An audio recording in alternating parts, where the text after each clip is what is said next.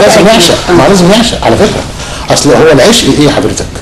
الناس كلها متخيله ان العشق ده واحد واحده، ان العشق ده خيانه، ان الحب مش خيانه والحب مش خيانه. ما انت ممكن تعشق الحياه. واديك مثال اخر برضك، العصفور البسيط اصغر حاجه في الكون اللي عم صلاح جاهين قال عليه ان هذا العصفور بيبني عش في وسط الجوارح وفي وسط كلام من ده. هذا العصفور لو ما حبش مش هيعمل عش، هيبيت في اي حته ويسيب البيت ويمشي. ده العصفور بيعمل ايه؟ بيعمل عش على غصن شجره. تلاقي العش عامل كده، وانت بصيت على الفيسبوك في عش كده عامل كده على غصن شجره، خدت بال حضرتك؟ والفرحه نفسها، الطاقه الايجابيه اللي بتكلم حضرتك عليها، الفرحه نفسها بتاعت العصفور وهو جاي، والثانيه والعصفور الصغيره طالعه من البيضه بتفتح بقها وهو بيوكلها، ده حاله حب. شفت بقى جزء ده حاله رومانسيه. بكر ابتدى يسبل على فكره. انا بدور على مخرج بالكلام ده. وبعدين انتوا بيقولوا عليكم كمان من كتر حاله الرومانسيه اللي انتوا فيها فعلا بتحبوا مطلق المرأة، يعني ممكن تحبوا 200 واحده ست. هل الكلام ده عشان انا قالوا على الاستاذ الكبير كامل الشناوي انه كان بيعشق الحب للحب وكان كل يوم بيحب واحده ست. حلو السؤال برضك ده جميل قوي. هي مش فكره 200 واحده، هي فكره ايه؟ ان كل واحده فيها تكه. ما ربنا سبحانه وتعالى خلق الجمال في كل حاجه، حتى في قلب الطوب. انا بقع بينك وبين ولا بدور على اي حاجه. لا انا اصل اقول لك خارج الحسابات.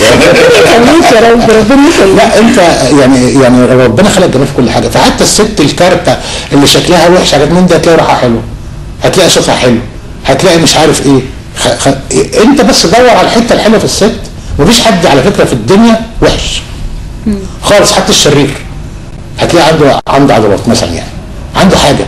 فانت بس ايه، عشان كده بقول لحضرتك انت ايه، بص على الكون وبص على الاخر بزاويه رؤيه اخرى. شوف ايه الجمال، ايه الجمال في موج البحر، ايه الجمال في شجره الترماوي على فكره وهي بتهز الناس كده وانت بتعمل كده، في جمال. لو انت بصيت على ده، لو بصيت على الجمال. اللي عايز يدور بقى يا استاذ عادل، اللي عايز يدور على الجمال هيلاقيه. صح، يعني حضرتك بتقول الجمال في شريط الترام، مين اللي هيقول لك؟ احنا لازم نفتح عينينا عشان نشوف.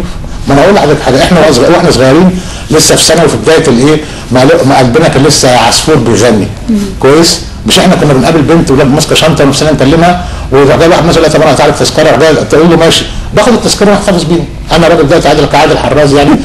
فاكر قد ايه؟ لا ده انا عندي محطه ترماوي. لا زمان ايه لغايه دلوقتي. انت بتحتفظ بتذكره الترام على فكره، بتحتفظ بورده دبلانه في كتاب.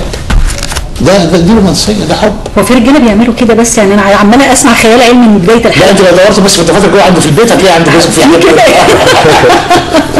استاذ عادل، يعني سهره جميله، كلام جميل، احاسيس جميله، يا رب تبقى موجوده فعلا في وسط الشحن اللي احنا فيه والامانه اللي احنا فيها يا رب. مش عايز تقول حاجه مع الكلام الحلو بالظبط. عايز اقول دلوقتي بس بديت احس احساس في عمري ما حسيتوش لما انت قلت كلام وسبت في عينيك كلام ما قلتوش.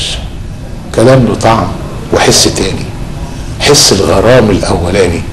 لو حتى قلبك يوم نساني طعم الهوى ما بنساهوش. الله الله الله، شاعر رومانسيه يا استاذ عادل حراز.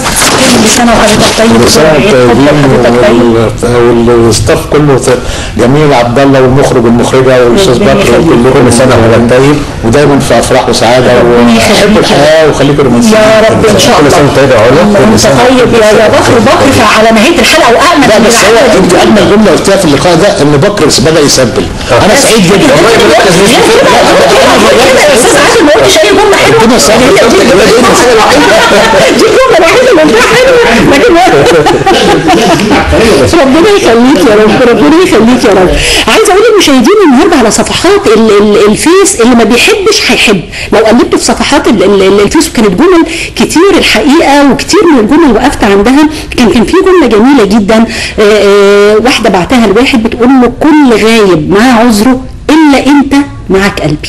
الله يخليك، يلا اخد قلبها وانت غايب رجعه لها دلوقتي بمكالمه تليفون او برساله ولا ايه؟ كل سنه وانتم طيبين جميعا، ويا رب مصر وبلدنا وكل اللي موجودين عليها زي ما سمعنا من الاستاذ عادل حراز دلوقتي ان بلدنا هو اللي ابتدى بيها. اول ما اتكلم بشعر عن مصر ان شاء الله لو حبيناها بنفس الطريقه اللي علا بتتكلم عنها وبالاحساس وبالاخلاص ده، زي ما بنحب بعض واحنا مرغمين على حبنا لان الحب اسر، زي ما لو حبيناها بالشكل ده اعتقد مصر بلدنا هتبقى احسن بلد في الدنيا. كل سنه وانتم طيبين، وان شاء الله نقابلكم الاسبوع الجاي وحلقه جديده من برنامجكم في مصر.